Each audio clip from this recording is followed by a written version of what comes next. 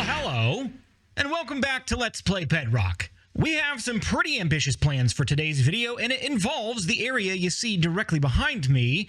If you saw my last video, we built 3 out of the 5 structures that are standing behind me, and this area is absolutely a mess. We got everything from some stray stone on the ground, we got grass, we got coarse dirt, we got podzol. It looks terrible. So that's our major project for today. We're going to go ahead and get into it now. And I think the first thing we're going to do is we're going to start digging all of this stuff up because I don't want any of this podzol left behind. We're going to leave the podzol up there alone. Anything that's on the mountainside is fine. Anything that's going to be in the direct path of our builds, it's going to go bye-bye. By the time that we're done with this first phase of terraforming, I want this entire area to be filled with grass. And the reason that we're doing this is because I want a clear path, not literally speaking, because we're not working on path building just yet. That's going to be later. But I do want a clear vision for where our path system is going to go and some other things that we're going to build in the area. Until we get this area cleaned up, we're kind of stuck. The other thing that we need to do today as well, and it kind of goes hand in hand with cleaning this area up, is to reestablish our food source because in the process of ripping up all this land, we've removed and cut ourselves off from our only food source, that being the farm. We had a mini farm going right here that was also fueling our cow supply. Both of those are all but dead in the water. Let's not starve to death, shall we? Okay, so we spent some time in the valley digging out the podzol and the coarse dirt and all the nasty looking stuff, and now we're over at just a random hilltop and we're going to destroy it. We're taking this whole thing down because we need some grass. It's great to have a silk touch shovel for instances like this. Otherwise, we would have to get a bunch of dirt and place it where we took all the podzol and coarse dirt out. So I'm going to cut all of the grass off the top of this hill, and then we'll end up grabbing some dirt as well to fill in between. And away we'll go. I do believe I have enough grass to at least get us started, and it's actually already grown itself back in here. This was dirt before. We don't really want to keep this as a cutout because it looks bad. So we're going to fill all of this back in, and you might notice as well that we still have some podzol on the hillsides. We are going to slowly push this back and replace it with dirt or grass, depending on how much we have of each. Hey, a horse. Nice. Anyway, we're still pushing these hills back a little bit. We got a lot of podzol left. We got a lot of ground to cover. And I'm going to keep working on this until we have something that looks a little bit like this. This is very nice, very flat, very green. It kind of blends into the mountainside. And once it starts sloping up to the actual mountain, you start getting that podzol back there. There's a few little patches here and there like that still need fixed up. And if you look back here, holy smokes, we're going to have our work cut out for us over the course of this series. This whole area is going to get transformed, but we're starting with this little section of the valley back here, and you might notice some scaffolding along the ground as well. This is going to be the path of our river that we're going to be working on next. You might notice up here on the mountainside, we've got a little bit of a cutout that flows all the way down here where we've started at the mouth of the river. The river source is going to be melting snow from the mountain that will trickle down the side and eventually meet up with where the rest of the river is going to go. We'll probably have a few entry points for melting snow down the side of the mountain that will eventually feed the river. Maybe we'll even put one over here at some point. Probably not today. We're just going to get this started. But if we go up to this little cutout right here and place a water source directly underneath that snow block, everything should follow the path that we have cut out previously. And you might notice I cut some of the path out a little bit wider, but we had to fill it back in, and that's going exactly where it should. Fantastic. Now, one thing we're going to have to fix up down at the bottom here, right at this point. It still continues to flow down in a one block wide fashion. But as it reaches the beginning of the river here, we don't want this to just be a one wide into a massive stream. It's going to look a little weird. So we're going to start spreading the water source right here. We still got a little bit of a cutout, and I think I'm going to fill it back in with dirt as well. So we do need to do a little bit more terraforming here, fixing this up and adding some more water sources. So I'm going to take care of that. And then we're also going to continue down the line here and follow this scaffolding. And honestly, I'll just do a one by one like this. To start with, we'll go ahead and carve out the generic path where the scaffolding is going to go, and then we'll shape it out a little bit, because this obviously doesn't look good, and it's not wide enough to be a river. It looks bad. We'll fix it. Oh yeah, that's looking great. I got a little stream coming from here and one coming from here, and they both meet up right here and flow in between my house and the tower and feeds right into the river. And you can see we've got it carved out a little bit. The next thing that we're gonna do, I've got an infinite water source down here somewhere. There it is. Go ahead and grab a water bucket, and we're going to start filling in this entire river. Now, that's not the last of it. We've got a lot to do with this river, even after the water's in place. This is actually the easiest way to do it because we don't want to have to be worried about placing water sources in the middle of the river after we dig down even more, because we are going to dig down a few blocks. Once we get to the flat part of this river, we can start putting infinite water sources down right here, and that'll actually make things a lot easier. And you know what? We'll go ahead and do that now. That way we don't have to run back and forth. So there you go. Now we've got some infinite water sources going. Other thing that I'm going to do right now, even though I don't have my RTX textures turned on, the RTX pack is still enabled, and it changes the look of the water. I'm going to disable the clear water really quick so I can kind of see what I'm doing. Might make a little bit of sense. Okay, there we go. Now we can actually see the movement, the flow, and where we need to fill things in. Okay, all of our water's in place. It's looking pretty good, and we're going to go ahead and start digging out some of the riverbed here. In places along the side, along the bank, we'll leave a little bit of a slope, and then other places, maybe we'll just go ahead and dig it down so that it's steep like that. It just kind of depends on where we're at in the river, so we need to get a little bit more height variation before we can get the texture variation going. From here, all the way down to the end, that's what we're going to do. At this point of the episode, we're actually pretty much done with the bulk of the work. Most of what we had to do today is terraforming and carving out this river. Now we get to do the fun stuff, but here, really quick, check this out. Oh, ho, ho! Yes, very happy with how this river has turned out, except for, you know, right here at the end, where it's just a dead end into a wall. But we're not quite done with the river just yet. You might notice on the slabs that we put in here, air pockets. The way to fix that? Just drop some water on it. Go ahead and waterlog any slabs, or if you use stairs or anything like that that causes air pockets, just waterlog it. We'll solve the problem. We'll make your water look more realistic. Just as a side note as well, if you're pulling water sources from the middle of your river, if you've done it the way I have, you might run into this problem. Just grab yourself some dirt and pillar up right below that water flow, drop a water source on top of the dirt, and then dig the dirt back out, and you should be fine. At this point in the video, I'm ready to move beyond the river and the terrain to start decorating the surrounding area. A couple of things to keep in mind. Make sure you generally know where your paths are going to go, so you don't, put a tree right there in the middle of your path. And because we have such a huge flat area here, you're going to want to try to fill in this space with as much as possible. So start thinking about where your paths are going to go and where you're going to be building. I'm pretty sure we're going to put something right in this open space right there. It would be great to have a river build right here. Think that could be really cool. So maybe we'll leave this area generally alone, or if we do any kind of decorating, it'll be very minimal.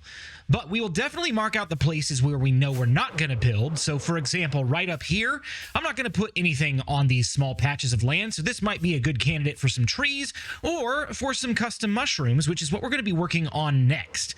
I've got a shulker box and a chest over here. The shulker box has some birch logs, and this has some brown mushroom blocks and mushroom stems. We're going to need those for the builds, but we do need to make a trip to the nether to get a few more supplies. Thankfully, our nether portal is directly next to a crimson forest and a warped forest. So we're not going to have any trouble finding the things we need. We're going to go in here and chop down some nether trees, and that should get us what we need to make some really cool custom mushrooms. We've made it back from the nether, and I have all of the supplies that I need now. We're going to start building a stem right here for a mushroom. Now, standard mushrooms in Minecraft have a straight up and down look and the boxy Minecrafty feel to them, and that's fine, but we're going to go for something a little different. We're going to go for more of a curved look. So we're going to start by going up a couple of blocks like this, and then maybe we'll place a quartz stair right here just for some block variety, and maybe we'll put a slab right there of polished diorite.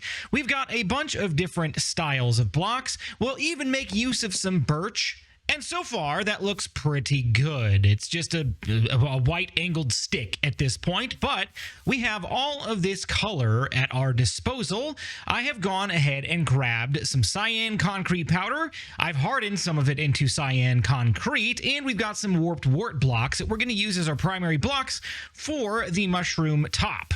And I do want to give credit where credit is due. I want to thank my build team that worked so hard on the Infinity server for coming up with these designs. These are inspired by the creative mushrooms that we've got on there. They're absolutely beautiful. I encourage you to check out that server if you want to become a patron or a YouTube member. The other thing I want to keep in mind as well is that there will be an underside to our mushroom, and so I want to use some of this brown mushroom texture just to make it look a little bit more realistic. So we'll actually go ahead and take that concrete powder back out, and we'll put that right there, I think. We'll want a little bit of an arch to this, and we'll just keep playing around with this until we get a shape that we like. Really happy with the end result of this mushroom, and now we've got to do that a bunch more times. I think maybe we'll do a variety of the cyan color and some red, maybe a brown mushroom or two. We'll have to see. So we're going to do a variety of shapes and sizes and colors and fill this area up. Yeah, I'm not mad about that. We've got 2 of the cyan mushrooms, 2 of the red mushrooms, and you can't see it from right here. We got to go around the corner, but you'll be able to see it from the pathways.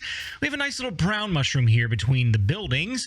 We'll probably toss a few more of these, maybe next to the river, once we figure out what buildings are going to go down here, but I don't want to do anything there just yet. So we're going to leave this area pretty much open for now and just focus on filling out this space.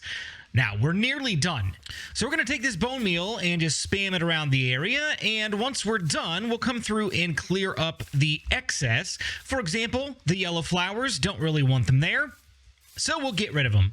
Just a couple of quick updates for you. If we go over here next to my house, I've got a small garden put into place. Eventually, we're going to fence this in once I figure out what I want to do with decorations and things like that, but that's not for today. Just needed to get some food restored to our inventory because we're running low. We're running out. And sugarcane. We got it lining the entire river. Again, I'm not sure that I'm going to keep this like this forever. I don't know if I like it or not. The last couple things that we need to do, we're only going to do one of today.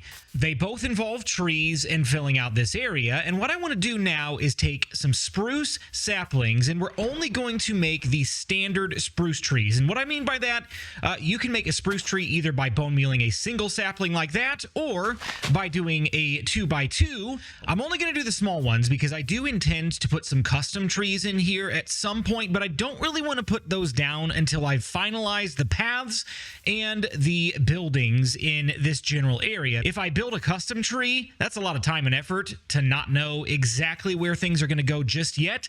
So we will not be fully finishing out this area today, but we're going to be very, very close. So it wouldn't be a wood elf village without some woods. That's what we're doing now. We're putting in some trees, filling out the area, and this place is just going to look so different than it was before. I'm trying to be as strategic as possible with where I place these trees because I don't want them to completely block the line of sight with the buildings, but I also want it to force perspective. Oh my. Help! I want the trees to surround our paths and kind of force perspective toward the key points in the village, namely the houses and the massive tower there. So if we can't see those things from the paths, then we're kind of doing this wrong. I've also decided to go ahead and remove the diorite blocks here so that we can have just a rough path. It's not going to be anything special. This is just going to let us know exactly where we're going to go when we're walking from point A to point B. We'll absolutely flesh this out a lot more at a later time, either in another video or on a live stream. We'll have to see. You guys let me know in the comment section. Would you like to see some path building for a future video? Okay, so I'm all finished up with the project for today, and I'm really, really excited about it. But we have an achievement challenge to take care of before we show you the finished result. I've got a target block here, and we're going to take this thing out into the woods and have a little target practice. Our achievement for today is to get a bullseye with the target block. So we're going to challenge ourselves a little bit here, and we're going to start farther away and see if we can hit the target from maybe right here. We got some obstacles. We got some things blocking our view. Let's go ahead and see if we can get a bullseye from here, and if not, we'll move up a little bit closer until we make it happen. Here we go. First shot. What does Batman say? First try. Let's go. We get a... Is that a bullseye? Is that a bullseye? No, that's definitely not a bullseye. Okay, let's try again. We don't even need to pick that arrow up because we've got Infinity, the best enchantment in all of Minecraft for your bow. All right, we're scooting up a little bit. Let's go ahead and aim a little bit higher to the right. And bullseye. Oh, that one looks close. Hold on. Is it there? Is it there? Oh, it's so close, dude. Did that count? Achievement? Please tell me that counted. I don't think it was quite on the bullseye, though. Let's scoot up a little bit more. And 3, 2, 1, fire when ready. Oh, that's not even close. I can tell from here. Look at the flaming arrow off to the side. Come on. We got to get a bullseye. Okay, line it up. Line it up. Get a bullseye. And best bow skills in all of Minecraft. Nope. And the 15th time is the charm. And now we're getting into, like, T-ball range here. Can we get a bullseye from here? Oh, yes! That is a bullseye. Is it? Is it? Oh, achievement challenge completed? Maybe? You better give this to me, Minecraft. You better give this to me. I don't think it's going to give it to me. It's, like, right there, dude. It's right there. It's right there. This is a lot harder than it looks, folks. I challenge you to try this in your own world before you make fun of me in the comment section. Oh, is that it? Is that a bullseye? Hello? Flame, go out. Please be on the red dot. Oh, that's on the red dot. Minecraft, don't you fail me. Don't you fail me. You look at that arrow right there sticking into the target right in the red dot and tell me that is not a bullseye. It says it right here. Bullseye. Hit the bullseye of a target block. I've not completed the challenge, and yet I have completed the challenge and haven't gotten credit for it. Bullseye in 3, 2, 1. How do you miss from that close? I was right on the mark. Okay. Last time. We've got this right here. Nailed it. That is in the money. Did I take the arrow out too soon? Please just give me the achievement. All that it says is we have to hit the bullseye. It doesn't say we have to hit it with an arrow. So, Snowball, you better not fail me. Snowball, I'll wait here all night if I have to. How about this? Rapid fire mode. Surely one of those counted as hitting the target. I am so confused right now. I'm so confused. What if we try this side? How about from the angle? That's in. Surely that's a bullseye. Hello? Hey, there it is. Oh, hit the bullseye of a target block.